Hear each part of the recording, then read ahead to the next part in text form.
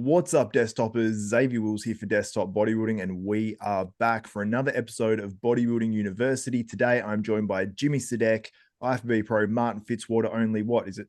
3 days out of the Detroit Pro? Yeah, yes, sir. Super exciting, man. And IFBB Pro Stan Longeaux Stanimal as well.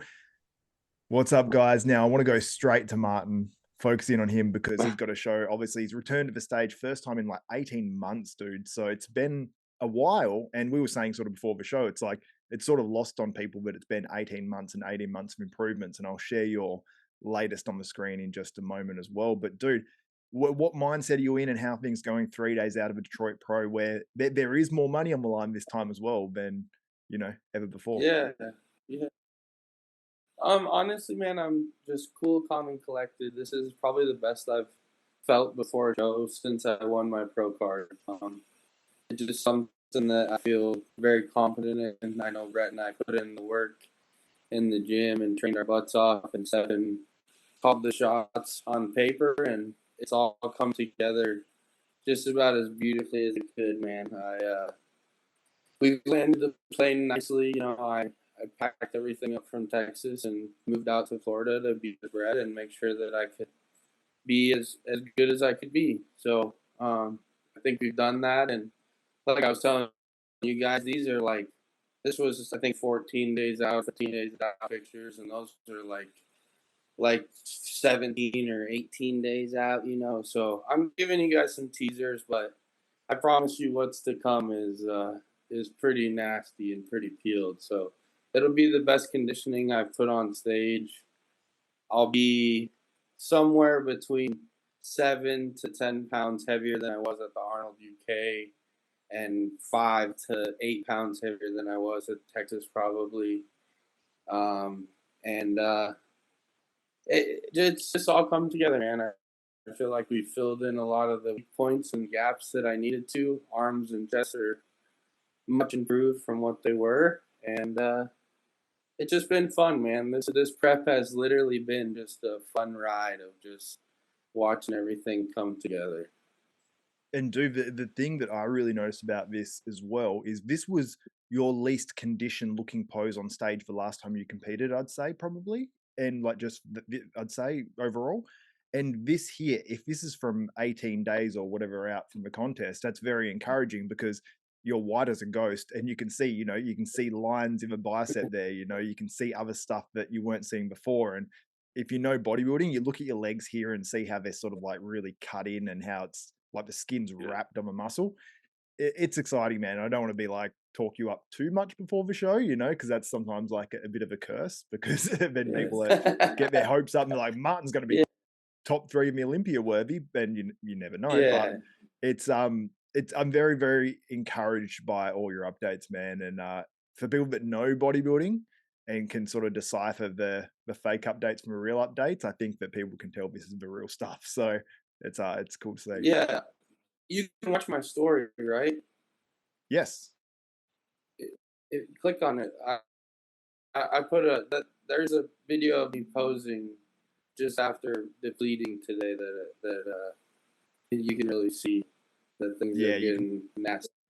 And I haven't fed up for a while, so it'll be fun to see what the food does and what we can get done here. So Stefan was he said it was absolutely perfect post training and was excited to see what food it did. And as soon as Brett saw my video, he called me. So if that tells you anything, it was pretty decent. So it's been fun, man. It's exciting. Like I said, it's just it's all come together. It's been too long away from stage. I really missed it, and I'm very excited to be back on stage and doing my thing again. Good knowledge. How much weight have you put on from 18 months ago? So I think I'll be somewhere between like 7 to 10 pounds heavier on stage than I was. So I was 238 or 237 for Texas, and I was like 234 for the Arnold UK. And I'll be somewhere around like the 240, 242 mark, somewhere in there. Insane. And probably like this would be your best condition, yeah? Oh yeah, this will be probably like 3 to 5 pounds better condition than I've ever been into for sure. And the maturity's there. You know, one thing about taking 18 months off was I held on to the tissue for a really long amount of time to where we weren't scared to dig into it when we dieted here at the end. You know, I wasn't scared anything was going to disappear or anything. I held on to it for a long time, and I stayed really strong for 18 months and just continued to stack days together, man. So like I said, it was needed. It was what I had to do. But I definitely am excited to get back on stage. Even before we started the pod, you seem more like relaxed, like centered. Is it just because you're confident in the way you look, or? Yeah, man, all of it, bro. Just life is good right now. Life has just come together. You know, like I said, I moved from Texas, make sure I was out with Brett. He's probably the best thing for my mental headspace. And I got the best group of people around me right now, man. All my people are very confident and breathe confidence into me and believe in me. And I'm excited, bro. And I truly believe in Stefan. I know he's one of the best people out there. And I trust him with everything that I am. And I also got Brett, you know. So I don't have a worry in the world. I just let my boys take care of me. And I just get to sit back and do the fun part. I love that, man. And that was two of the questions I had written down as well. It was Brett and Stefan. So obviously Stefan being a new coach, like you're prepped actually under, you know, quite a few good people, and you've had the experience with, you know, Branch and everyone else that you've sort of has helped you along the way. But it's cool that you're working now with Stefan, who obviously works with Nathan Diasha, works with Wesley Vissers, has a great track record. So that's got to instill some confidence in you as well, having, you know, someone that's doing really well with a good group of clients right now. Yeah, man. I mean, both that and just he's so smart, man. You know, you guys know I've coached myself a lot and been around and doing this a long time, and I've seen the greats do it, and it's just cool to watch him do his thing, man. Like the things that we're controlling this peak week that I've never controlled before, and you know, just variables that I'd never played with before. So this will be really cool to see what we get done with him, you know. So like I never I've always like kind of kept sodium consistent or something, but like it's straight tracked. I know exactly how much sodium I've had to the gram today, and I'll know that for the next few days. And you know, obviously we track water too and all those things, but it's going to be interesting to see, man. It's a completely different peaking process so far. We pulled my protein down a lot and just letting the carbs do their thing and just watching my body change and watching it all happen, man. Like I said, I truly just believe in him and trust him, and that's probably the easiest part is to just give the reins over and just have fun. Yeah, that's cool. So that's awesome, man. And one other thing I was going to ask you about as well, because you said you're feeling great and all that sort of stuff, man. Obviously, you're sponsored by Mit 45 now as well, so. One, I'm giving you a chance to plug your sponsor, but also two, it's an interesting topic in bodybuilding right now, Kratom, because you've got most people that seem on the side of most people that try it seem to really like it, but then you got some people that either haven't tried it or have tried it. I don't know actually if many of these people have tried it or not, but I've never used it. It's I think illegal in Australia, so that's one. We can't get it. I can't give my personal I would experience. say the biggest stigma here is that you got you know, it's some places it's illegal or they've deemed it illegal and then have changed the laws and stuff like that. So honestly, man, it's been a game changer for me, this prep. Kratom is something that I had used and like played with a little bit, but it was not something that I had utilized.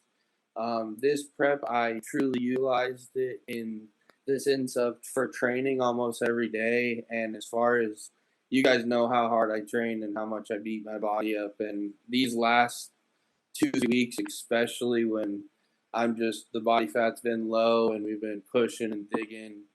I've been able to keep, you know, matching numbers and smashing numbers still, honestly, and just being able to keep doing what I've been doing, you know. So the Kratom Mit 45 has been awesome, man, and in all senses too, not just the sense of the products that they're giving us, but just how they treat us and the way that they're taking care of us and how they believe in bodybuilding.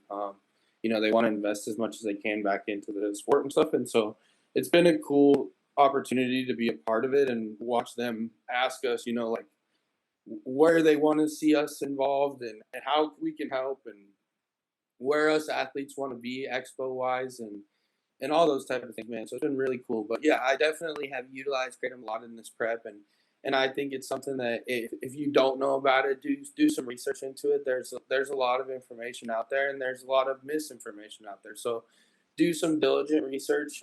But it's definitely an awesome product that I think can be utilized in a very sensible fashion in bodybuilding. It's definitely interesting, man. It's I guess what I want to know, because when you're someone who can't even try it, you don't even have the ability to, unless I went to America or somewhere where it is legal. Right. What's the comparison? Because there's a bunch of people out there that haven't tried it, and there might be no direct comparison. Because when some people try some certain drugs or have had to use prescription medication, which this is sort of an alternative to having to use what do they call it, opiates and stuff. So how does it feel when you use it? Because people say, I feel great doing cardio. I'm like, what does that mean? Is it like getting high from weed, or is it something else? Yeah, so I'll give an explanation, and then I think Stan probably has a pretty good explanation too, because I know that he uses it as well. But so you have a receptor in your body, and it's this caffeine attaches to it, THC attaches to it, opioids attached to it. What those things send the signal to is what your body does, right? That's what gets you high, essentially, right? Well, Kratom is kind of like a Swiss Army knife in that receptor. It can kind of act as multiple of those things depending on the dosage that you take, right? So in smaller dosages with caffeine or those type of things, it's much more of a focus / Adderall type effect. That's what I really like it for in training. Is it really is it's a dialed focus without a bunch of caffeine, so you're not, vasoconstricting and all of those type of things. And then as you start to dwindle into those higher dosages, you start to tap into the pain receptors being dampened and more of an opioid type effect. So like on leg day, I take a little bit higher dose so that I'm kind of bridging the gap and hitting both of those things, where I'm getting the focus and the pain receptor side of things. But it is a little bit person dependent, and then it's also very dose dependent, so it's something that you do have to try. Like you said, some people, they don't like it. It's because maybe they took too much in the beginning and they just got sick. It's something that you want to start light with and then slowly work your way into what you can tolerate and how your body responds to it. But yeah, like I said, I really like it for that focus and then a little bit of that pain receptor. And then at night, I take a real high dose, which is more of the pain receptor / sleep. Yeah, the knock me the fuck out dose. Yeah, exactly.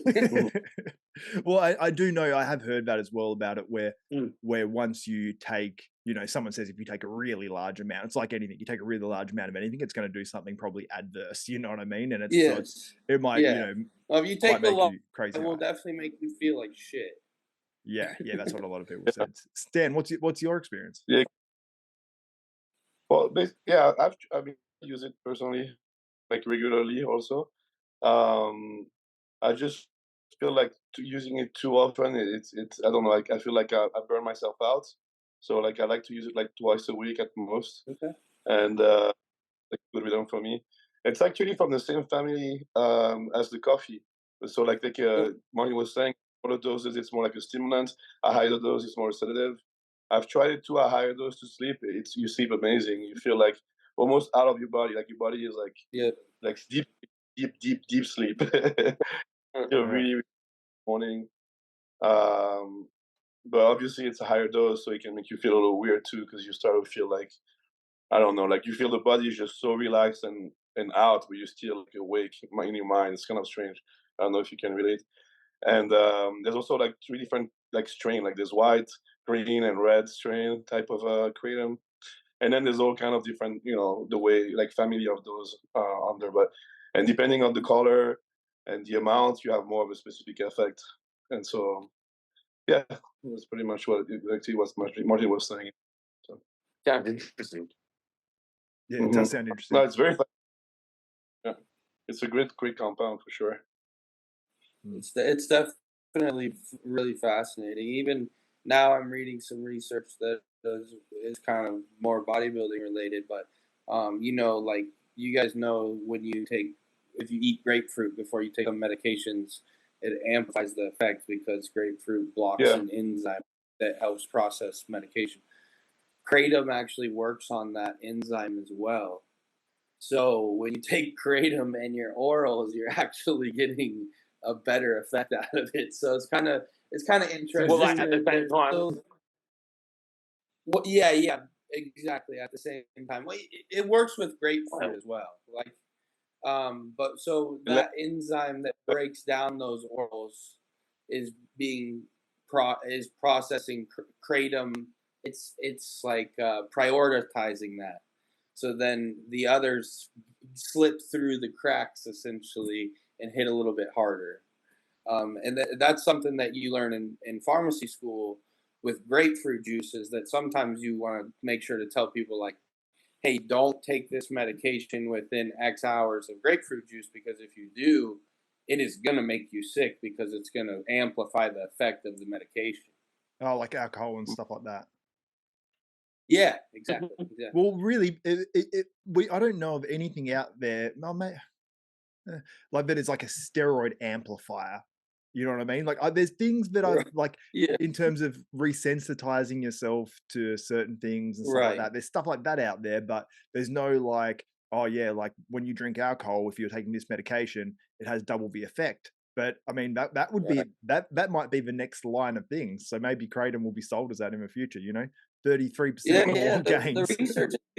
The research is being done on it. It's, I mean, not really? for steroids, but they're learning about it's. They're trying to learn its indications with just medication in general, right? It's because the only time that they've seen people overdose essentially or have really bad effects is taking kratom and taking another drug with it.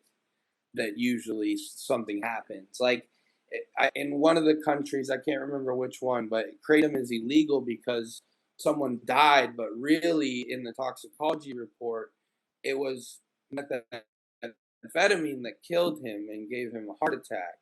But it was because he took kratom with the same amount of meth that he took every day, but it amplified the effects of the methamphetamine and gave him a heart attack. So the research is being done to learn more just on how it affects medication in the body in general. We're never getting this in Australia, Dave. No, it is not coming, Jimmy. We actually did have it. I looked this up because I was like, oh, maybe they'll make it legal soon. I'm like, nah, they made it illegal, I think, in 21. So it wasn't even that long ago, man. You could have got it up in 21. Yep, I looked it up. I was like, so there's still be some in the country somewhere. Oh, for sure. But to speak about the effect amplifier, like there's also like very simple ways to amplify the make sure that the steroids are working. Like the first one is being healthy. Yeah, of course, yeah. More everybody is healthy, more your liver is healthy.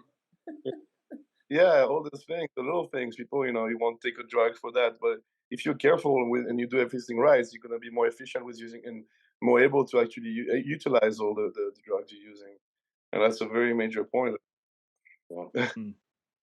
You sound super French today, Stan. What? You sound more French than your normal accent today. super strong. Really? Yeah. Have you been speaking to your family? Have you been speaking to someone French or something? I haven't actually, Yeah, more French than normal. I like it. But Martin, do you have to get going now, or do you have time to stick around? Yeah, we got 5 minutes. I'll give you 5 minutes. If you got another question or two, I will run it. Beautiful, man. Well, I want to launch into, I suppose, what's going down with the Detroit Pro, because we've got 25,000 for first place, which I'm sure you're looking at and being like, hell yeah. And then you got 10 grand for second, which is great as well, because last year that was first place for most pro shows. And then you've got these other awards as well. So, which I actually think is really, really cool what he's done to commemorate and pay tribute to, obviously people that Fuad knows that he's lost in his life, and also that bodybuilding has lost with Luke Sando. I believe Luke Sando. What's the award for him? Is it? I've got to remember them. Most don't have it in muscular. front of me. Most muscular, and then you've got the conditioning award is for John Meadows award, and then best poser is Cedric McMillan. So I wanted to say shout out as well because that's $2,500 extra for each award. So Martin, firstly, how's your posing routine? Do you think it's a chance of winning it? I do, man. I think it'll be really cool. It displays the classic side of my physique well, and I think it will be a fun, different than most people's. So I do think that I have a chance at that, and I definitely think that I got a shot at that John Meadows award. Most conditioned, yeah. I'll make sure of that. So it'll be cool, man. I really I love all three of those people. Luke is probably one of my favorite physiques. Before I got into the sport of guys, that I didn't get to meet and didn't get to shake their hands. So he's one of my favorites for sure. And then I loved Cedric, man. He's near and dear to my heart for sure. We did my first couple pro shows together and stuff, and he was always so cool backstage and stuff, man. So those guys, and then obviously, with Meadows and everything he did for Brett and Ivana and taking care of them and being around, and then just him in general in the sport, I've always looked up to him. But it'll be really cool. I love that Fuad did that, man. It's a big deal for sure. Yeah, for sure. And some people love Fuad, some people don't like Fuad, but regardless, he's doing good things. This show is great that he's doing. And the thing is, he's going to look after the athletes. He's putting on these great awards to commemorate these lost people. He's really has shown up with this show and for bodybuilding, and he's got the most successful podcast in bodybuilding. So he's doing a lot. Realistically, you can't say he's not. So huge shout out to him, man. Not only just putting on this badass production and everything that he's doing, but from the second that I've said that I was going to do the show, he's like, what do you need and how can we help? And this last week was do you need picked up from the airport? Do you need anything when you're here? He's been awesome, man. As an athlete to a promoter, jam up job. You killed it, Fuad. And there's not a lot of people doing it like you are, man. So keep doing what you're doing, and it'll shine through, I promise. The Tony Doty approach, eh, Jimmy? Yeah. And that's the way to do it. Even though there's only 6 guys doing it this year, if the show's run amazing, Martin's speaking about the way he's treated, that everyone's going to come back. Plus, plus the extra prize money, the extra little awards. It's if they do it again, which they more than probably will, hopefully. I reckon next year will be a massive show. Yes, I think. Well, Fuad said he's doing it again. So, and he said he did say as well. He said, oh shit. He said if we need to give away $50,000 next year, then we might have to do that. And I'm like, everyone say you're not doing it next year, and then just say, if there's more prize money. Well, the first Australian show that Tony did, Dave, that wasn't a big show. No. But the way that all the guys were treated, they went back to the States and just raved about it. And then it was gangbusters ever since, up until COVID, pretty much. Yeah, exactly, yeah. COVID was the thing that killed it. I don't want to say that word too much. I'm excited to see the lighting, because they've been going on about the lighting a little bit. And all I keep picturing is that old Iron Man pro show lighting. No, it's gonna be pretty dope, man. From the sounds of it, it's gonna be really cool. Yeah, and if you're an athlete, you want good lighting as an athlete, because you want those photos and those pictures, man. That's all. Yeah, I paid Gilco a lot of money. He better. Gilco's there. yeah. Gilco's there? Those videos will be dope, bro. Yeah, sick. Makes my content so much better. So thank you, Gilco. I put his link in every video I put up where I use one of his videos and say video courtesy of, because man, I always give him credit, because it's literally changed the way we view bodybuilding, and it changes the history. His stuff is dope, man. What he's doing for bodybuilding is next level. I remember the first show he did was the Chicago with Brett, when Brett did his debut. And dude, it was so sick. Those videos were crazy at first when we hadn't seen anything like that. It was dope. Yeah. Dude, I thought it was a drone. So I actually shared that. This is the first ever interaction I had with Brett. So I shared that, and I was like a drone at a bodybuilding contest, and it got like a few, I don't know how many views it got, but it I think he commented it, or someone commented and said, "Dude, it's not a drone." I'm like, No, "How he's does that on. even Yeah, he's work?" on a But it'd be gimbal. some, yeah. But it Yeah, looked so yeah. cool. I was like, "That's It was, awesome." dude. It was dope. No, that was cool. That was a dope show too. Brett almost got Hunter and stuff, man. That was sick. That was fun.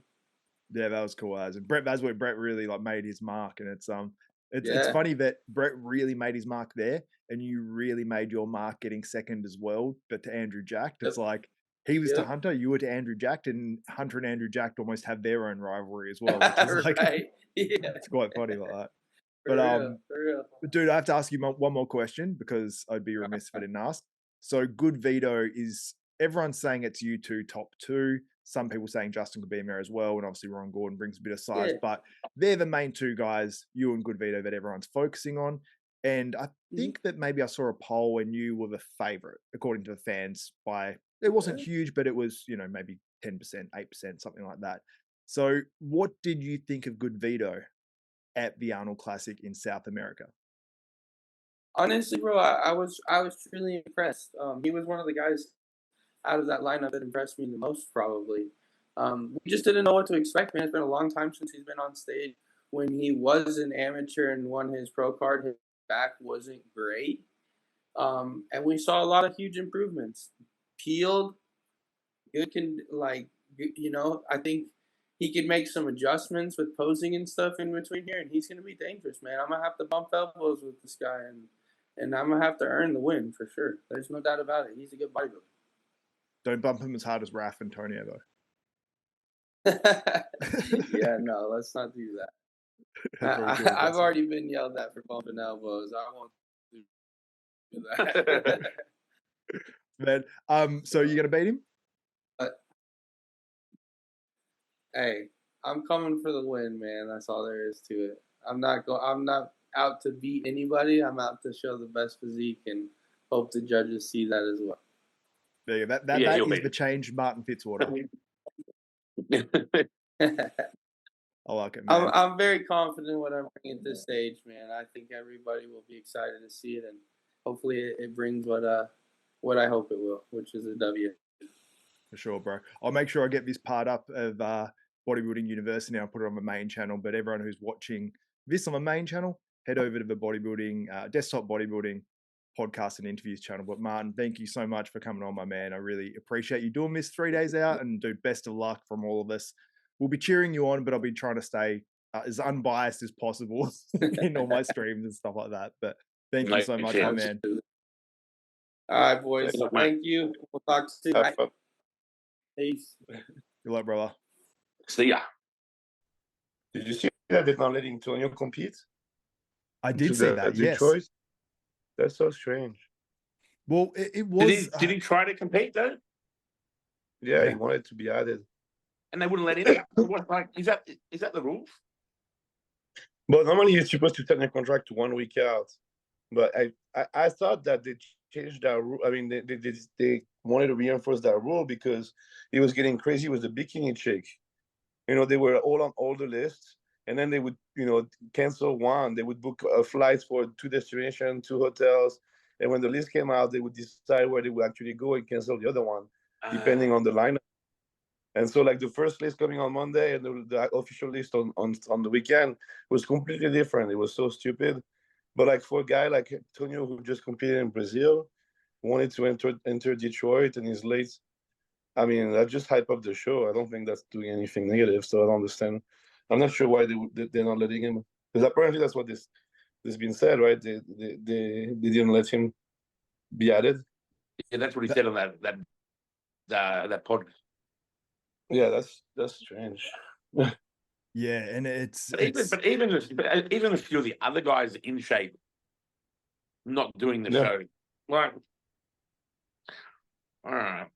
I think everyone has a little specific reason, I guess. The one that I suppose is the most confusing is probably John De La Rosa. We had John on before he did the Arnold in the UK, and I guess because he had the potential to win this show or at least get 10K or something. So it's like, worst comes to worst, you're going to get at least probably 10K, or just worst comes to worst, probably third. But then he's got potential to get some of those $2.5 grand awards as well. So if you win this show, theoretically, you've got the potential to win $32,500 if you win all 3 awards. But like, even Pat's reasoning for him not doing the show didn't really make sense either, because he's saying that they wanted to grow 5 to 7 pounds, put on a different package next time he competes for the Olympia, blah, blah, blah. But you can just walk on stage, get an Olympic qualification, then you worry about your 5 to 7 pounds. I don't think he's going to qualify for the Olympia in the back end of the year shows. It depends. It if depends you see what who show. has to, like, Depends who's there, you know. Like if he's hoping to do Texas and beat like Andrew Jackson Hunter or something, not or happening. Not happening. The Dubai, it's going to be much harder. But it's if He those guys can't beat qualify, Nathan. I don't think he'll beat Nathan at Dubai. If Nathan's doing Dubai. Yeah, there's Braden Curry, potentially Andrew Jack. What shows You're are you doing, Stan? Maybe I might do it, yeah. That show's going to be freaking stacked, man. That's going to be a cool show. I can't wait for that.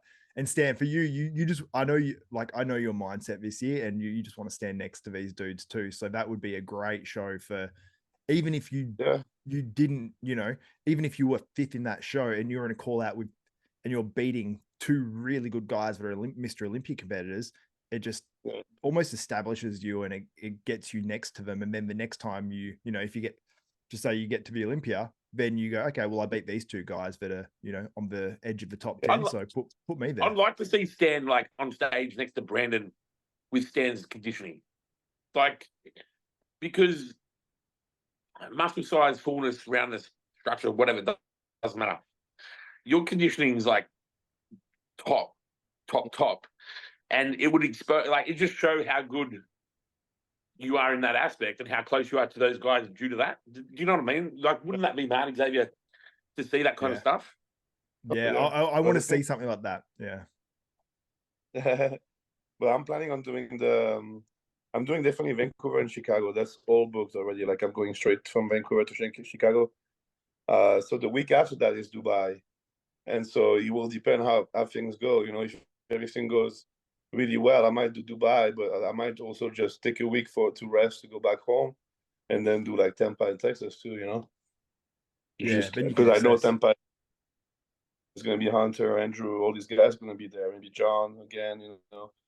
So, you know, like, if I want to next to some guys, I can do that too there. So it all depends how everything plays out. Have they brought back the point system this year? Nah. Or it's still just winners only? No. Okay. Yeah, winners only for that. Let me just try to share. I want to get into this Tonio versus Raph, because I'm going to clip this and put it up as a separate video too. Because I was going to do it before this and I didn't have enough time. So I'm like, I'm just doing it in the podcast. And I've got some clips of what Tonio had to say. And then I've got the full transcription of what was said elsewhere as well. So I'm going to pop it up on the screen now, and hopefully this works. So firstly, I've just put the elbow bumps in here as well. So this is sort of the first part of anything that we saw sort of between these guys. But I saw, you know, he's hitting elbows with Goodvito too, and like he's pushing pretty hard. What did you guys think when you saw this? Zio's pushing him away. That's fair. Nah, they are too close. Yeah. Yeah, they just got to spread. Now, Tonio said it's like when they got told to move apart, I think that they were sort of telling him like he was doing something wrong, I think. So that's what I think Tonio said something to nature there. And, I mean, I said it on as well. This is can you guys hear this?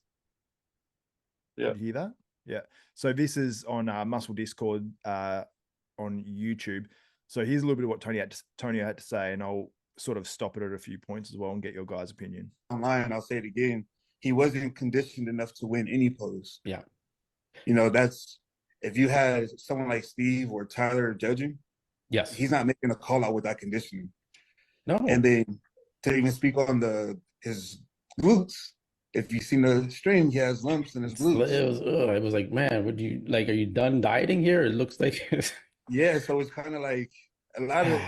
So that's why when I seen the scorecards, it was just kind of like yo, he smoked me that bad with all that going on. I shouldn't compete. So I guess firstly And- with the scorecards, it was 6 versus 9. So it's like, yeah, the judges have to pick a winner or a loser. So it's not, I don't think he smoked him whatsoever or anything like that, because at least 2 judges had him winning the show in prejudging and finals. But firstly, like, I suppose he pointed out and said that Raphael had lumps in his glutes and saying that he didn't win any pose. What do you guys think about that? Well, Dan? I mean, saying he didn't win any pose, I disagree with that. Also, you know, we just have to judge based on the stream. Honestly, I would have had any issue like having Tonio winning the show, and I can see an argument for Rafa winning the show. So I think it was close show, and I think it could be even just the crowd, being so loud and stuff that gives a little bit more the edge toward Rafa. It also came out of a great showing in Ohio. But honestly, I was expecting more from Rafa. I thought that he took the whole time off since the Ohio. He had like a month, and I thought he would come in even better, being at home and rest. In a very familiar environment. So I don't know. I'm not sure what exactly happened, but I saw a few days out he was 270. I thought that was kind of strange because I thought he was 255 or so at the Arnold, Ohio. Did he say he's 270? But I saw that somewhere like a few days out. I saw it too. Yeah, sorry. Yeah, you're right. I can't remember where. Right? So He did. about that part, I was like, did he just... Yeah, that's heavy. He mentioned about the lumps in his glutes. Now there's one lump down the bottom on the left side. There's another one on the right near the middle. Here.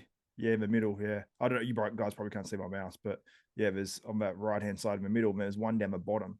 Down the bottom of your glute. What, like, does anyone shoot there or? I mean, not necessarily you have to shoot it there to have a lump there. He can fall, The movies, can kind of go up.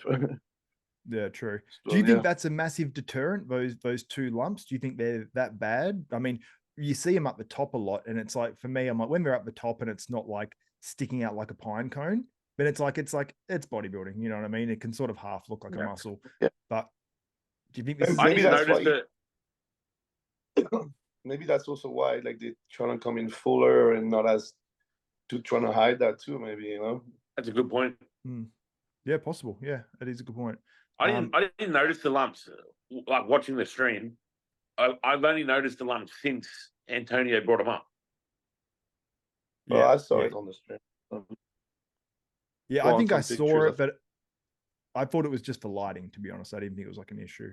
Yeah. Zave, I'm going to go to work, yeah? Yeah, for sure, man. Yep. Stan and I will See you, we'll Stan. continue on. See you, Zave. Man. All right, see you, brother. You good to keep going, Stan? Yeah, of course, bro. All right, it's down to 2. We started with 4. We're down to 2. But down to 2. If we call right. friend.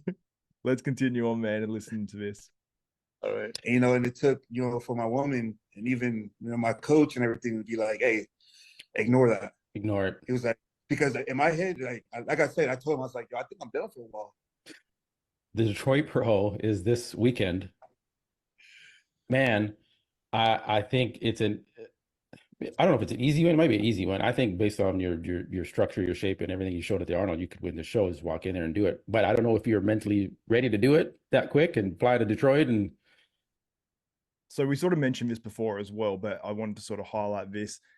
This was posted by Jacob Jacoby, who's the coach of Tonio Burton. He said, clearing speculation here, after having a day at home in the US with his family, Tonio and I spoke and decided we would push to make it for Detroit. Unfortunately, we were too late getting our name and contract in. Even with the help of Ben and Fuad, we unfortunately were turned down by the IFBB due to the deadline. Rules are rules, and we respect that. Unfortunately, that's how it is at times, but we did try, y'all. I feel very weird saying y'all. It's not something we say here in Australia, but we just needed a little time to make the decision. We honestly felt so strong going into the AC Brazil, which is the Arnold Classic Brazil, that a backup plan wasn't needed. Lesson learned us moving forward. So obviously he wanted to do Detroit. So we mentioned that a little bit earlier. Stan, if you were the IFBB, what would you do? Just say you brought in that rule. Everyone sort of is maybe made aware of it, or maybe not made aware of it, but they brought him a rule. Do you think that they should let him compete regardless of a rule, because it's Tonio, it's an open pro, it's a big deal? I mean, everyone sort of wants to see it, or do you think they should maintain the rule and not allow him to compete? I mean, personally, like since he just competed also, I think he should be allowed, an extra day to turn around and figure out his plan. It's a little more complicated than if you're resting at home. Like, I get that you want to avoid, like, for example, like if someone is staying at home and suddenly he sees a weak lineup and like, oh, might as well jump in, I can make some cash there. And so I can see both sides, and I understand that's a rule, so it is what it is.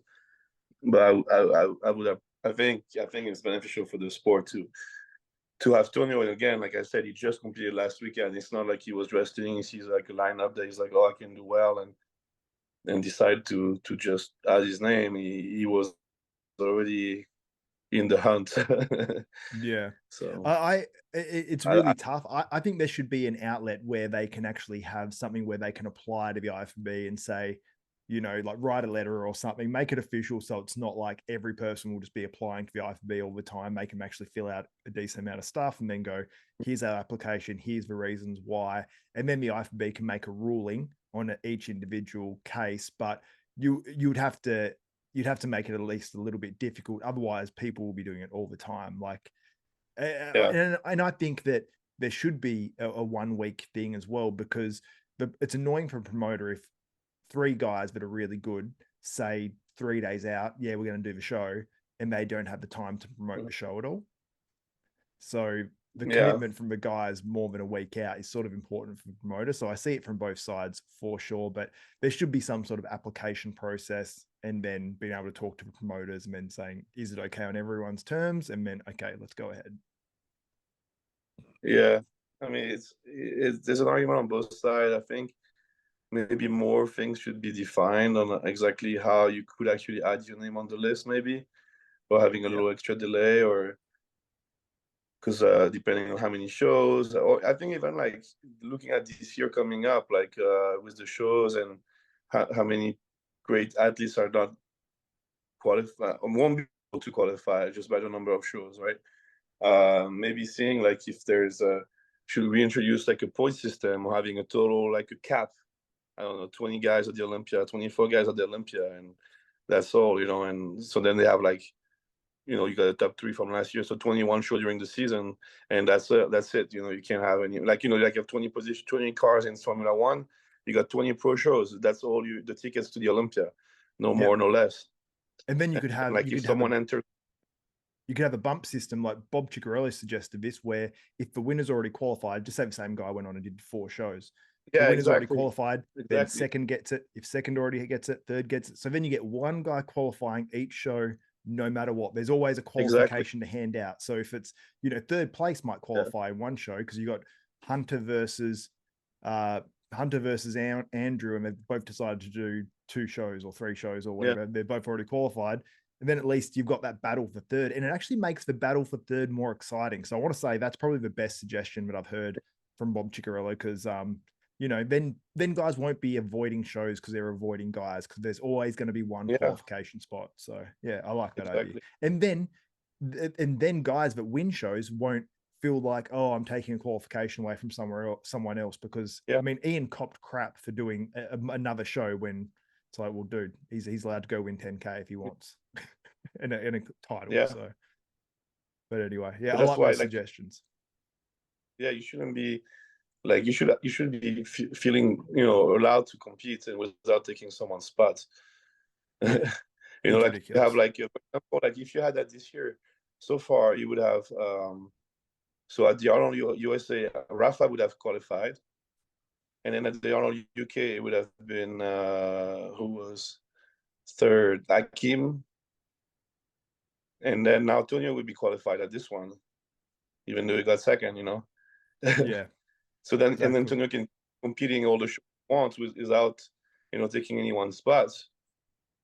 Yeah, That's it. But All right, let's move on. All you Listen to this hear is bit. Rafa, Rafa, and they're like loud to where I looked at the crowd and I was like, yo, if he doesn't win, Get bad. it might be true. It might be bad. Yeah. You know, because even before like a few videos that Dragon posted, you hear people say, do you have your security with you? Because if you win, it's going to be bad. And I didn't, believe them. Like, oh, here's the joke, like whatever. Yeah. But nah, like I even had a few people from Brazil come up to me when I went to use the bathroom or before finals, just saying it. If this was anywhere else, you would win. But because it's Brazil, he's going to win, and it'll be bad if he didn't. So obviously with that, Stan, like you've competed in Brazil. I've heard stories, Brazil's known as being a country that if you go to the wrong place, you can get in trouble. You don't want to go to the wrong areas, things like that. And you hear multiple stories. You hear about it in Formula One with the drivers like needing extra security into the venue, all that sort of stuff. And there was a situation where drivers were getting death threats and stuff like that in the past. So I've heard of this sort of stuff in other sports and other things like that. Now, this is obviously a minority of the Brazilian fans or people that are into bodybuilding or that are involved in it. But that's like a factor. So I actually heard other people say if Tonio won, it wouldn't have been good.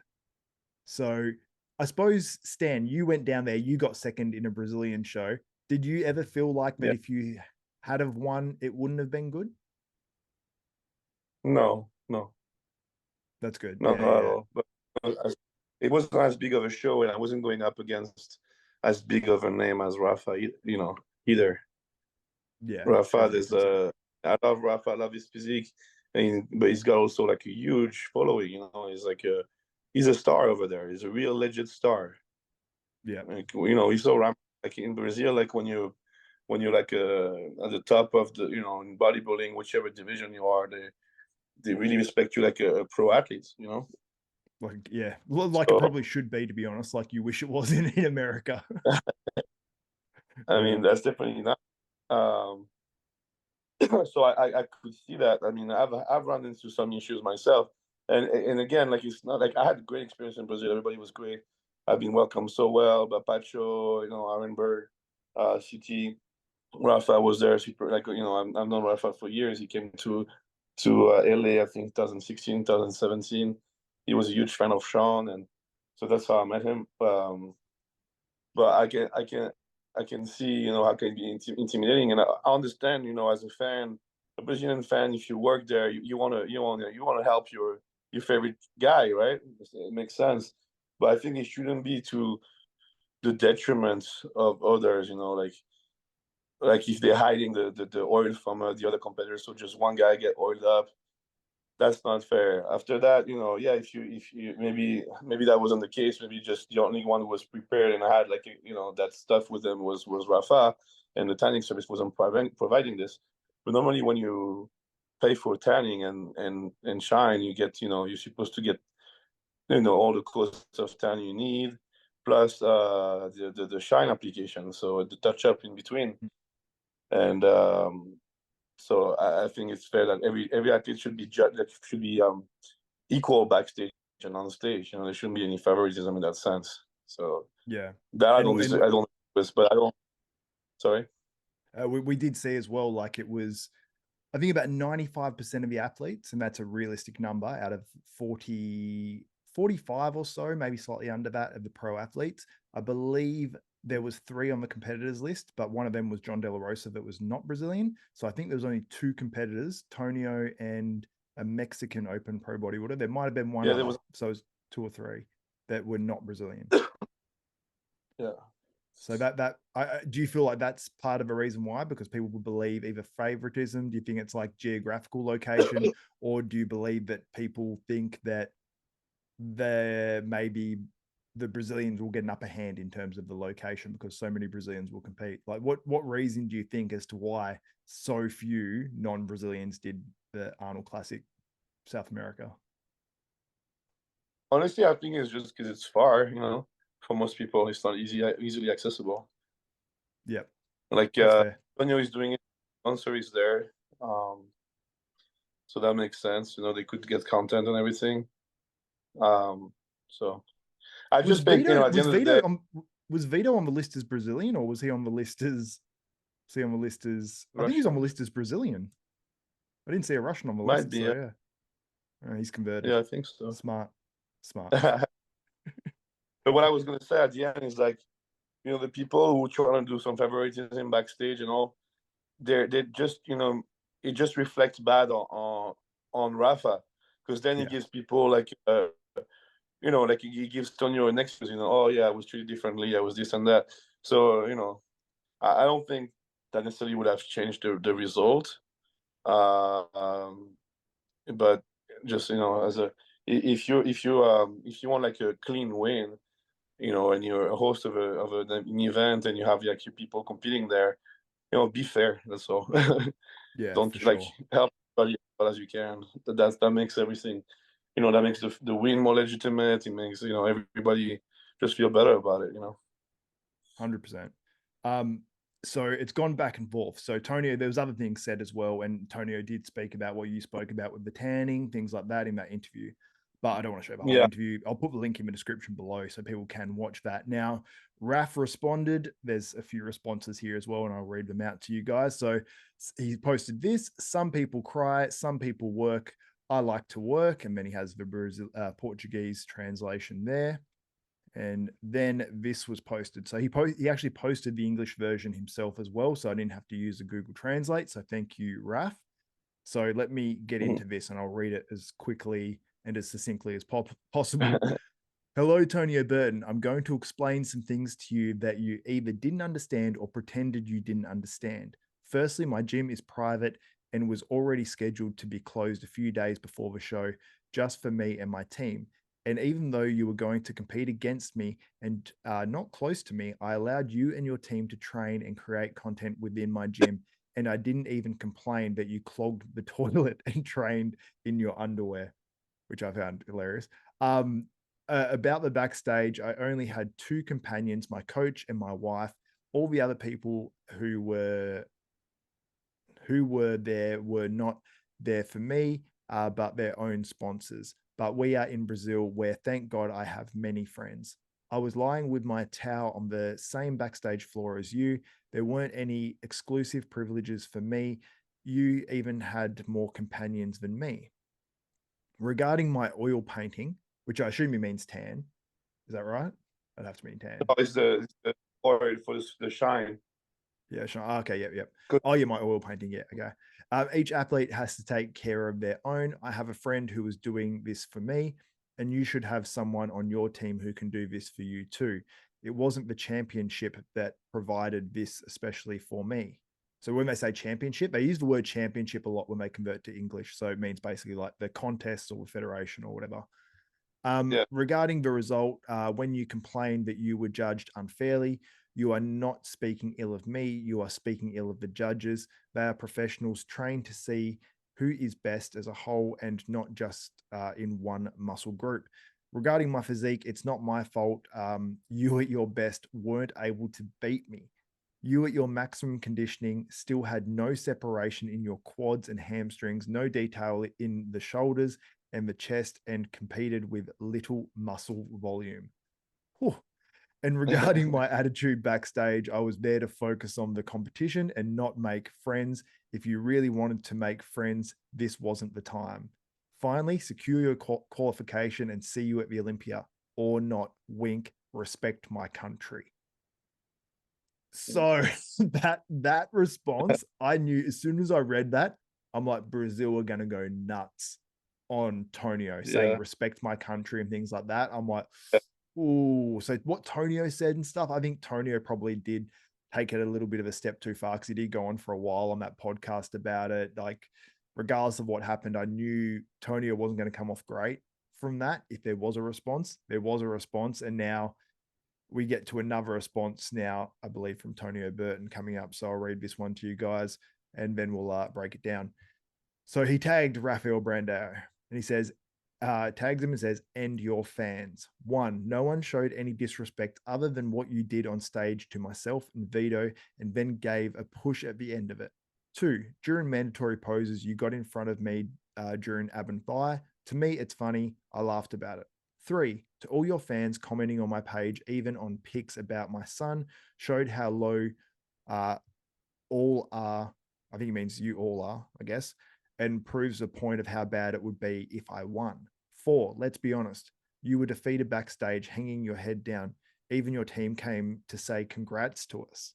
5, you had no conditioning for stage. That's just the truth. You couldn't control breathing again. True. I don't know why the truth offends you. Lol. Now I'll end this with the Brazilian people who are in my DMs, welcoming and continuing to show love. I appreciate you all 100%. To the keyboard warriors, you guys need help. Lol. Then he says, sorry, this is almost at the end. Do I think Rafa has a great physique? I said that multiple times on the podcast. I said he wasn't ready. But again, I understand passion, but listen before talking. Again, Olympia Qual will come, and let's see what that condition gets. This could have been a friendly battle like we do, but instead disrespect has to be used. All the hate that's coming, thank you for further proving my point. You guys this mad because you think with emotions. Imagine if your God lost, I would have got it 100 times more. So Stan, this got pretty hectic, and then he posts up this as well with all the Brazilian fans basically smashing him. Obviously after things were after Raf released his statement, so he's copping the full brunt of all of this, and I'm sure he'll continue to cop it. So I suppose, what do you think about what initially Tonio said, what Raf's response was, and then Tonio's further response? What do you think about the whole situation? Like, do you think it's too personal, or do you think it's mostly physique based and it's sort of fair at the moment? I think commenting on Tonio's and his son pictures and stuff, that's taking away too far. Yeah, that's obviously and the fans. I agree with Tonio in the fact that they actually show, proof points. Yeah. No, yeah, between Raphael and Tonio.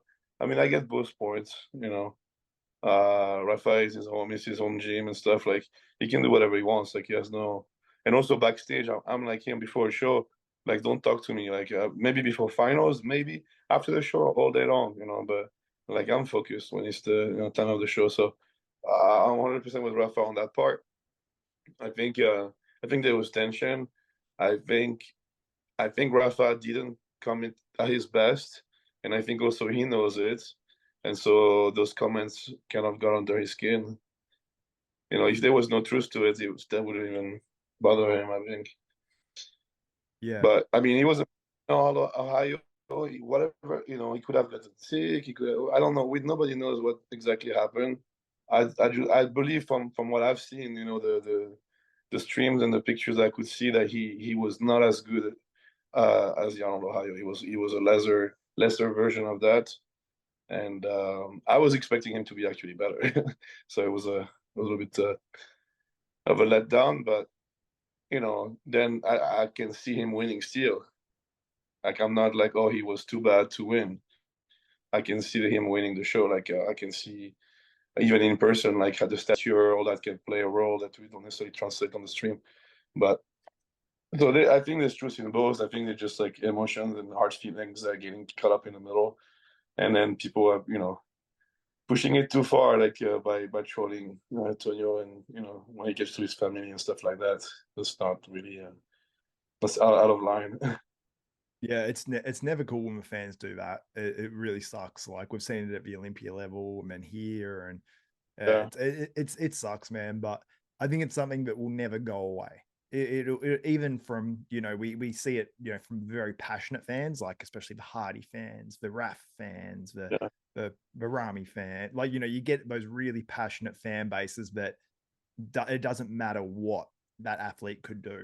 Like, unless they do something really egregious, like murder someone, they're probably going to get like the rub of the green with the fans, and they're going to be all good. Like, when you even look at the UFC, because of how charismatic he is and how he's overcome stuff and all that, Conor McGregor, like, literally, if you saw that video of him like throwing chairs at people at buses and stuff, if a bodybuilder did that, like Jeremy Bundia, how he had a bit of controversy, they're out. Yeah.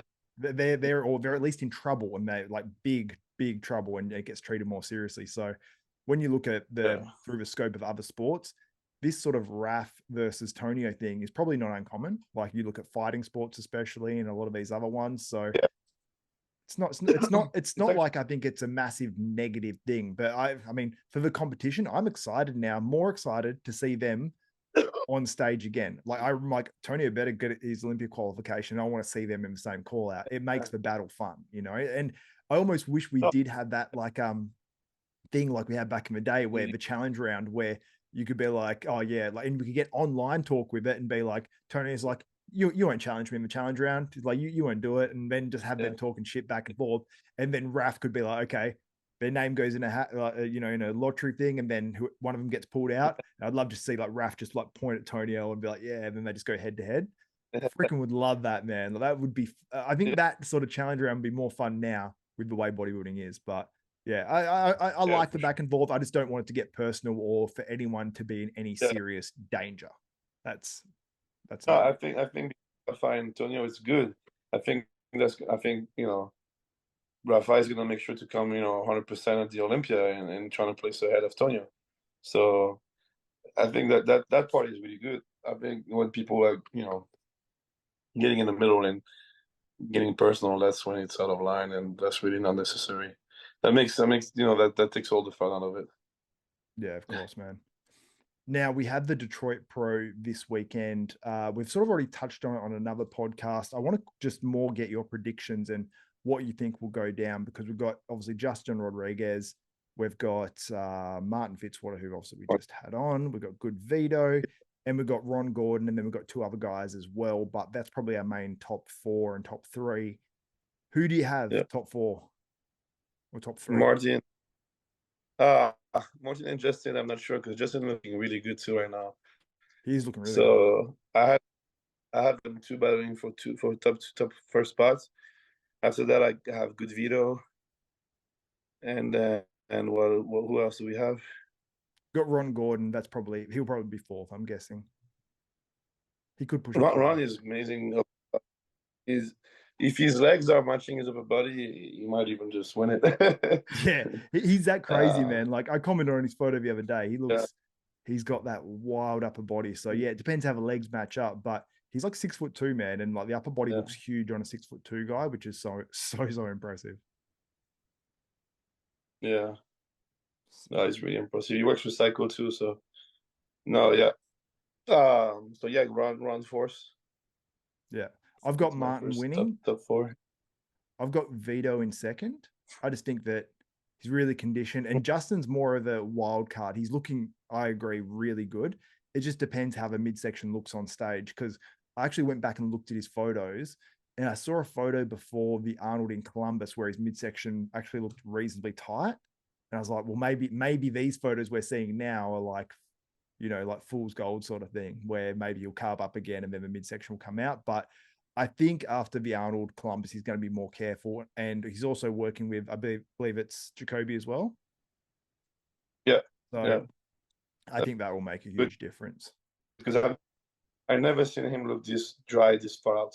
He's usually one to just dry at the last minute, really change a lot at the end. So that he is looking this good, this far out is like a week out for him. Is normally it looks like that maybe a day or 2 out. And yeah, so that's a good sign. Yeah. Now I believe we might have a few. Sorry. What were you saying? I was just saying, Goodvito hasn't convinced me like size wise yet. I get that. I felt like he, you know, like Tonio and Raphael, he didn't look. He was supposed to be that mass monster, and that's what I was saying before the show too. Like when I saw him myself, I was underwhelmed. I was expecting him to be like 6 foot tall and 280 pounds. You know? Yeah. No, I know what you mean. It's the same thing. It's like I think everyone sort of expects him to be much taller, but for whatever reason, But even for that height, he's not that big. You know, like next to Tonio, he didn't look bigger than Tonio. So I think Martin is a lot bigger than Goodvito. Yeah. Because you know, there's like 20 pounds difference between Tonio and Martin. So how Wade was telling us earlier, like Tonio is competing around 220, and Martin it should be around 240. I think in terms of height, because if Tonio's 5'5" and Martin's 5'7", I'd say probably it seems like about like 5. Sorry. Then Goodvito is 5'4". If Tonio is 5'5", Goodvito is 5'4". Yeah, shit. Is Goodvito, was he shorter than Tonio? Yeah, a little bit. Yeah. So what? Yeah. Well, Tonio's 5. I thought Tonio was 5'6". So just say Vito's 5'5", right? What's Vito weigh? 240, isn't That's why I'm wondering. That's why I'm wondering. Is he really 240 though? No, he can't be 240. Yeah. That seems impossible. He's got big legs, so legs unless always his bones are.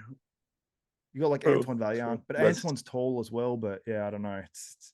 But seems like if he's in 240, that's like the same weight as Martin, who's taller and bigger than him.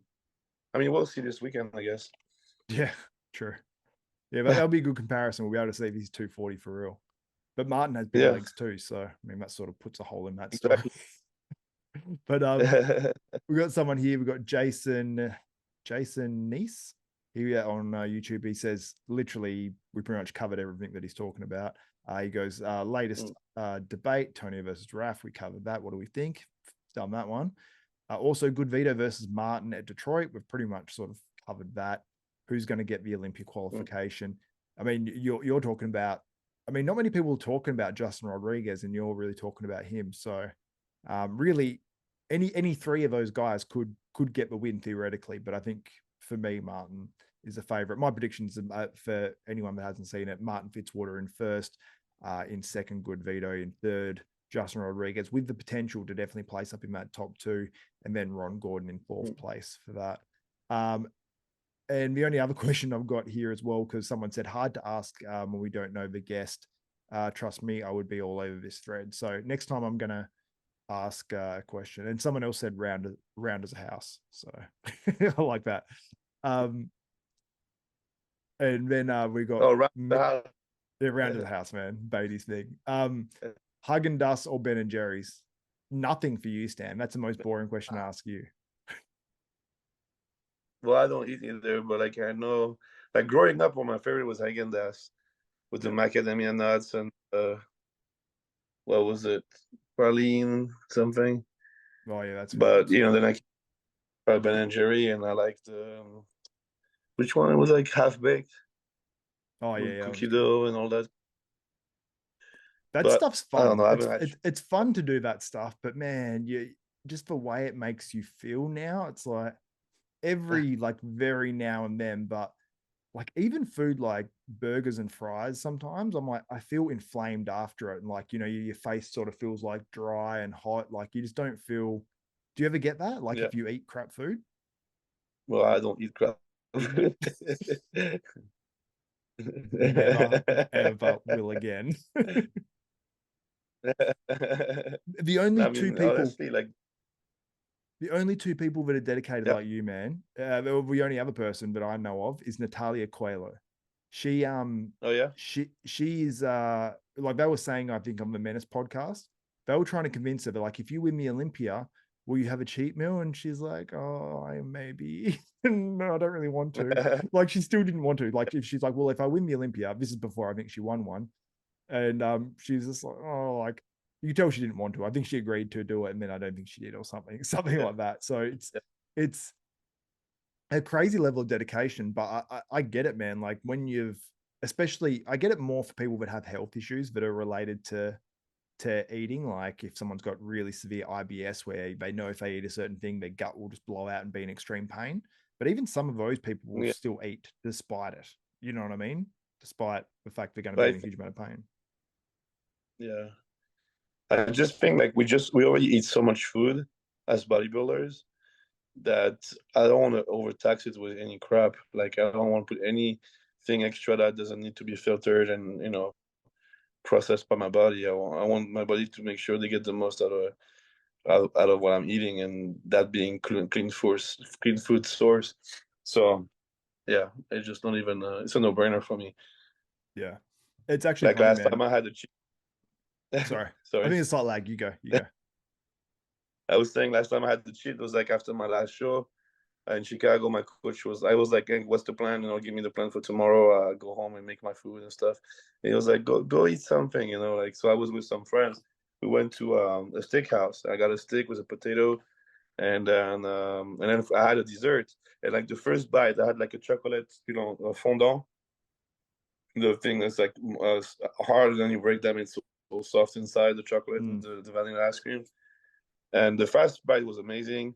The second bite was good. The third bite was like, oh, it's too much, Yeah, you're too done. sweet. Yeah, that's what I like. Just a small amount, because sometimes you go out, man, and you get a dessert, and it's like it's so big, it's like overwhelming. It's like, and then you feel like you have to eat it and all that. But anyway, it's cool, man. No, I really, you've actually motivated me, man, to actually eat really better and just clean it and just less like stuff, because I used to be much more like you, man, like much more. And then I sort of, you get away from it a little bit. You see other other pros, I'm not a pro, but you see pro bodybuilders and people you aspire to be like, you see them having cheat meals and you go, okay, cool. Well, that's the easier thing. So you sort of justify it. But then I see like, dude, you look healthier than ever. And I sent you that photo the other day, dude, and you mentioned it was like, a few months after Sean passed and stuff. You look like a different person. You literally don't even look the same. And the same as Dennis James too in that photo. Dennis looks dramatically healthier, like dramatically. And I'm sure he's not doing what you're doing, but he went and got the stem cells and lost some weight, and looks way healthier. I was like, I think I heard him talking about hyperbaric chamber actually once. Oh, really? I believe so. Yeah. Well, Dennis looks young as shit, man. So, and he's like, what is he, 60? 60 something? Yeah, he might be getting close to that. No, I think he's over that. I think when I hear his age every time, I'm shocked. I think he's like maybe 61 or 2 or something. But just from memory, I just know that he looks way younger than he is. So, man, I wanted to. So I wanted to show this, bro. This is a weight belt that was made with my kids' names on there, Carlo and Sophia, and this was made by Crown Custom Belts. Yeah, they're sick. They make the amazing fucking belts. Yeah, they asked me to send them my measurement. Dude, send it. They're such high quality. Family OG, I think. And then it's got on the inside, it's hard to manage around this computer. It's got the desktop bodybuilding with the date of the first video. So yeah, something super cool, man. He reached out and said, I want to make something special for you. And such a nice guy. And man, it's honestly like one of the nicest gifts, if not the nicest gift anyone has ever got for me. And something that's so thoughtful as well. So I just want to say a massive thank you. Here's wait, where's his cards here somewhere? It's under like a bowl of food that I ate. If you want to offer your boyfriend or husband, I was just saying, like anyone watching, if they want to really like that's a premium lifting belts, like Crown Custom. Yeah. Oh, it's not focusing. Check it out. Yeah, but you can find him on Instagram. I'll put the link in the description. But man, just super nice guy. Definitely Stan, get it. Because the other thing I love about it as well. So you finish, I don't know if this is on other belts, it probably is, but I've never had a belt that does it. So you finish your set, right? There's these magnets. You can slightly see it on the inside. See those 3 little circular things? I don't know if this is a common thing on belts, but there's magnets. So you finish your set, you just undo it. And these magnets are so strong that it will just sit on your waist like that. So it just magnetizes. So you don't have to take it off. You don't need to put it in like these holes or anything like that. And it's like you think it would fall off. It doesn't. Those magnets are strong as shit. So, so I want to say a massive thank you. It's like the coolest thing ever, and the quality is next level. So thank you, Chris. But Stan, that's it. I think for this one, man, we'll wrap it up. And I want to say thank you for jumping on this, and we'll do the next podcast on a Sunday. So if you want to jump in on that one as well, man, because I know rest day is the best for you, and you're doing your 100 hours of biohacking a week. Yeah. Can't wait to get my own. Thank you so much again. I don't know why we've got like a 1 to 2 second lag going on. It's annoying the crap out of me, but I don't think it's too bad. But hopefully it doesn't annoy people too much. I think my internet's a little bit subpar today. But man, thank you so much for doing this once again. Myself, Xavier Wills. Sorry? I say, of course, brother. Thank you, man. Anytime. Because you're saying it and it's like a second later, I start talking again, and then it's like, I'm like, oh wait, what are you saying? So freaking lag. But anyway, man, thank you so much. Myself, Xavier Wills, Stanimal Stan Longeaux, and also thank you to Martin Fitzwater and Jimmy Sadek for being on earlier in the episode. For all of us at Bodybuilding University and Desktop Bodybuilding, we are out. That was good, bro. That was fucking awesome. I'll just stop that recording. Hope you guys enjoyed this episode of Bodybuilding University, and if you did, give the video a thumbs up, smash that like button, and also subscribe and click the notification bell button.